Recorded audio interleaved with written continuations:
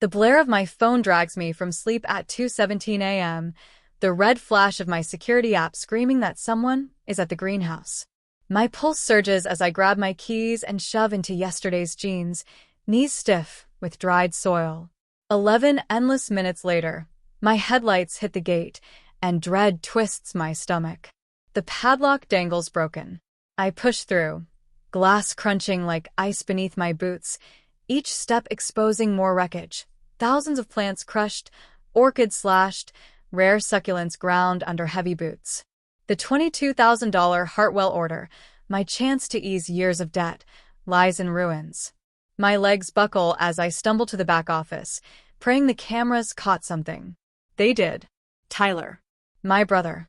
His face stares straight into the lens, garden shears raised in mock salute before he begins 2 hours of deliberate destruction. He wanted me to see.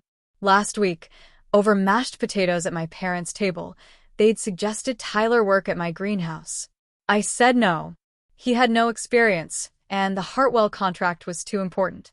How hard can it be to water some flowers? Dad scoffed. Tyler smiled tightly and pretended to understand, but his texts turned venomous within days. I blocked him, ignored my parents' guilt-laced calls, buried myself in 16-hour shifts. Then his drunken voicemail came, slurring a promise I would regret choosing plants over family. And now, here I am among broken pots and shredded leaves, proof of his threat glowing on the screen. I photograph everything, call the police with a shaking voice that steadies as I speak, and when sirens wail closer, I whisper to the wreckage, "This ends today." At dawn, I drive to my parents' house, the police report heavy in my lap. Mom greets me in her cardigan. Dad sits with his newspaper. Tyler sprawls on the couch. My voice doesn't waver. The Hartwell order is gone. The police have the footage. They're pressing charges. Tyler feigns ignorance until I stream the video to their television. His face fills the screen, smirking into my camera as he cuts through orchids. Silence hangs until Mom pleads, "Surely we can handle this privately, as a family." Dad pulls out his checkbook, offering to cover costs. Tyler demands to know if this is revenge. I tell him its consequences. They glance at each other when I reveal they gave Tyler a key to my house 4 years ago without telling me. Betrayal burns as hot as the wreckage. I refuse their money, their excuses. Voices rise. Tyler's mask slips, and he finally shouts what I already knew. He destroyed it on purpose. Still, even with his confession echoing, my parents defend him.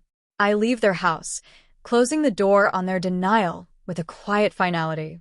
The memory of my first sprouted lima bean, the coffee can labeled greenhouse fund, the years of 3 jobs and 4-hour nights floods back, reminding me why I built this life. Alone, with blistered hands, I carved my dream from rock and mud while they dismissed it as a hobby.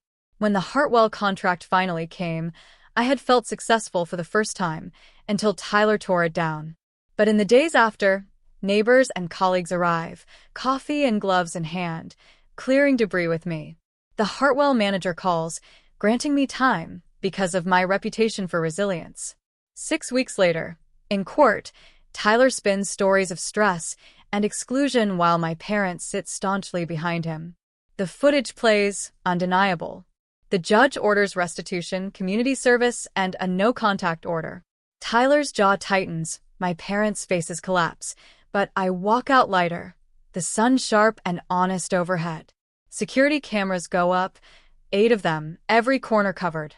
The insurance check arrives, and I plan every dollar, security first, then repairs, then profitable plants. When my parents show up uninvited, begging for family healing, I tell them boundaries come first, restitution before reconciliation. That night, Tyler circles my property in violation of the order. I document it, forward it, and move on. Each violation becomes another brick in the wall I am building between past and future. Negative reviews appear online from my mother's friends. I flag them calmly as harassment. Michael brings coffee and bagels, staying quietly beside me as the new greenhouse frame arrives.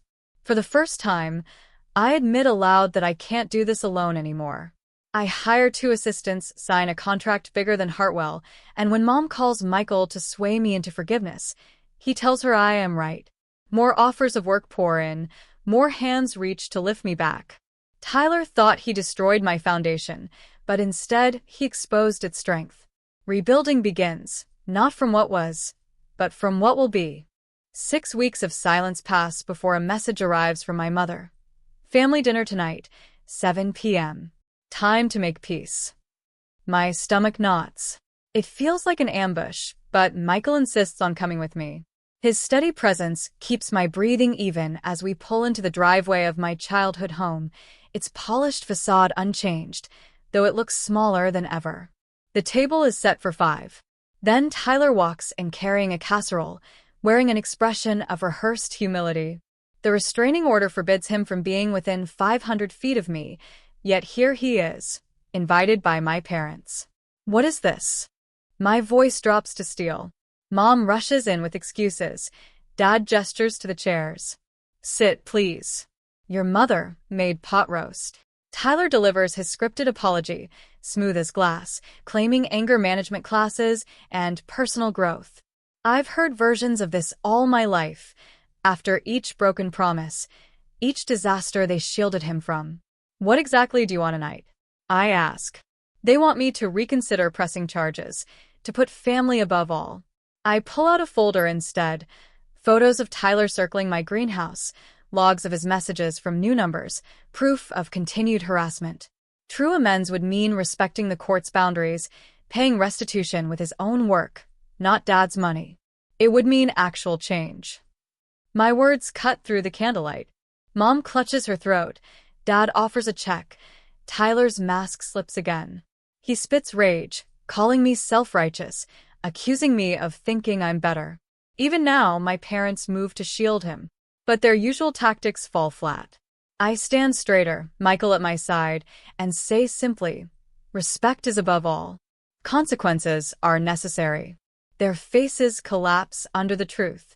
I leave them with their silence, stepping out into a night that feels like freedom. Months pass, and my greenhouse rises stronger than before. Morning sunlight filters through new skylights onto rows of orchids, succulents, and herbs destined for high-end restaurants. Employees bustle with purpose, a team I trust and chose. My business plan hangs framed in my office, a reminder of the girl who saved for 10 years while her family laughed. Now, 70% of my loan is repaid early, my banker sends congratulations, and Michael texts about dinner to celebrate.